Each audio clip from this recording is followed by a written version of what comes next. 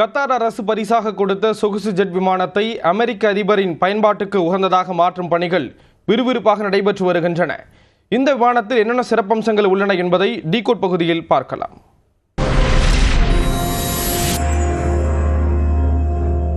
Decode, the world unfiltered.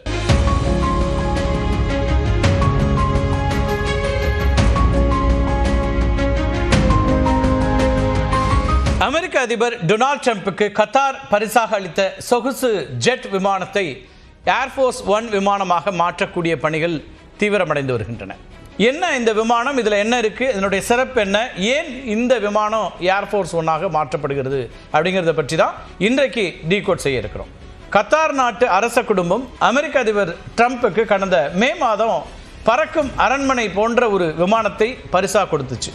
ட்ரம்புக்கு இது பரிசா கிடைச்ச இந்த விமானம் என்ன வகை விமானம் அப்படின்னு பார்த்தீங்கன்னா போயிங் 747-8 இன்டர்கான்டினென்டல் விமானம், அதாவது பிபிஜே அப்படின்னு அழைக்கப்படக்கூடிய போயிங் பிஸ்னஸ் ஜெட் வகையை சார்ந்த ஒரு விமானத்தை தான் அவங்க கொடுக்குறாங்க.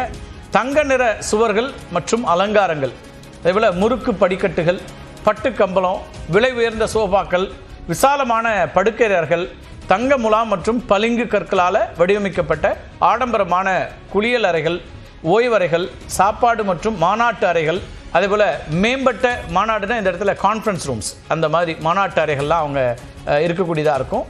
அதேபோல் மேம்பட்ட பொழுதுபோக்கு மற்றும் தகவல் தொடர்பு அமைப்புகள் அப்படின்னு அனைத்து விதமான வசதிகளையும் கொண்டிருக்கக்கூடிய ஆகாயத்தில் பறக்கக்கூடிய ஒரு சொகுசு பங்களா அப்படின்னு அந்த விமானத்தை நம்ம சொல்லலாம்.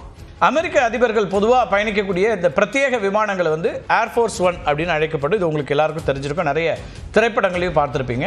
தற்போது என்ன அவங்கள்ட்ட இருக்குது அப்படின்னு பார்த்தீங்கன்னா VC-25A அப்படின்னு சொல்லப்படக்கூடிய பிரத்யேகமாக வடிவமைக்கப்பட்ட போயிங் 747 ரக ஒரு விமானம், அதாவது 200B வகையை சார்ந்த 2 விமானங்கள் அதிபர் ட்ரம்ப் பயன்படுத்தப்பட்டு வருகிறது. இந்த விமானங்களில் சேட்டலைட், ரேடியோ, இணையம் அப்படின்னு அனைத்து தகவல் தொடர்புகளும் என்கிரிப்டடாக இருக்கும்.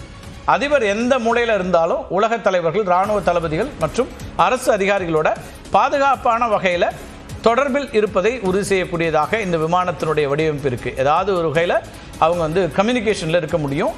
அந்த கம்யூனிகேஷனும் என்கிரிப்டடாக இருக்கும், ரொம்ப பாதுகாப்பானதாக இருக்கும். அவங்க உரையாடலை வேறு யாரும் ஒட்டு கேட்க முடியாது அல்லது இடைமறிக்க முடியாது அப்படிங்கிற வகையில் அது இருக்கும். ஏர்ஃபோர்ஸ் ஒன் விமானங்களுடைய மிகவும் சிறப்பு வாய்ந்த அம்சம் அப்படின்னு பார்த்தீங்கன்னா அவற்றுடைய பாதுகாப்பு. அதுதான் ரொம்ப ரொம்ப முக்கியமானது. விமானத்தினுடைய உடல் பாகம் முழுவதும் அணு வெடிப்பின் மின்காந்த துடிப்பிலிருந்து பாதுகாக்கக்கூடிய வகையில் வலுவூட்டப்பட்டிருக்கும். இது விமானத்தினுடைய மின்னணு அமைப்புகளை செயலிழக்க செய்வதிலிருந்து பாதுகாக்கும். வேற யாராவது ஒரு ஃபோர்ஸ் வெளியிலிருந்து இப்போ இந்த விமானத்தினுடைய தொடர்புகளை துண்டிக்கணும் அப்படின்னு நினச்சா கூட முடியாது. ஏர்ஃபோர்ஸ் ஒன் விமானங்கள் ரடார் வார்னிங் ரிசீவரால் பாதுகாக்கப்பட்டவை. இவை மற்ற விமானங்களுடைய ரடார் அமைப்புகளிலிருந்து எமிஷன்ஸ்களை கவனித்து எந்த வகையான அச்சுறுத்தல் என்ற தகவலையும் கொடுக்கக்கூடியதாக இருக்கும். அது மட்டும் இல்லை, எதிரிகளுடைய ரடார் மற்றும் தகவல் தொடர்புகளை சீர்குலைக்கக்கூடிய ஜாமர்களும் பொருத்தப்பட்டிருக்கும்.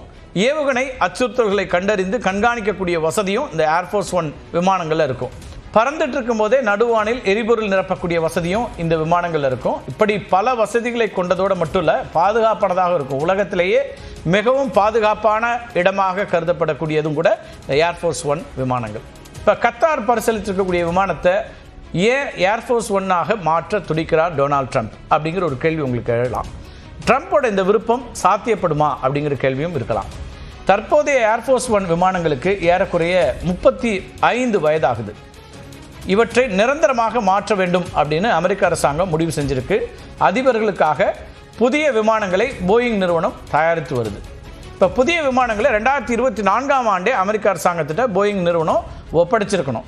ஆனால் இன்னும் அந்த வேலைகள் முடியல. தற்போதைய சூழலில் 2029ஆம் ஆண்டு தான் புதிய விமானங்கள் ஒப்படைக்கப்படும் அப்படின்னு போயிங் நிறுவனம் தெரிவிச்சிருக்குது. இதனால தான் கத்தார் கொடுத்த விமானத்தை தற்காலிகமாக ஏர்ஃபோர்ஸ் ஒன்னாக பயன்படுத்த திட்டமிட்டிருக்கிறாரு டொனால்ட் ட்ரம்ப்.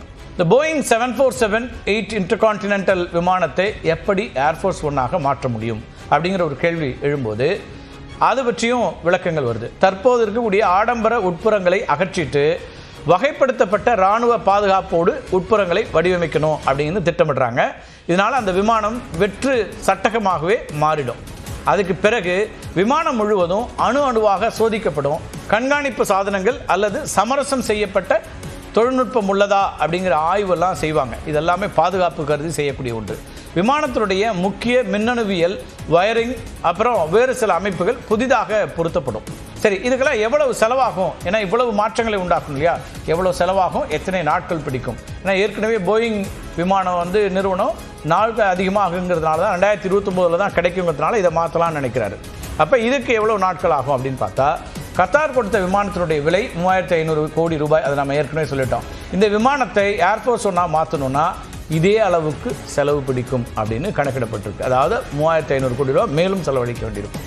விமானத்தை மாற்றும் பணிகளை தற்போது L3 Harris Technologies அப்படிங்கிற நிறுவனம் மேற்கொண்டு வருகிறது. 2026ஆம் ஆண்டு இறுதியை இலக்காக கொண்டு இந்த L3 Harris Technologies இந்த நிறுவனம் பணி செய்து வருகிறது. அதாவது 2026 இந்த ஏர்ஃபோர்ஸ் 1 விமானமாக மாற்றி விடுவோம் அப்படிங்கிறத இலக்கு நிர்ணயிச்சிருக்காங்க.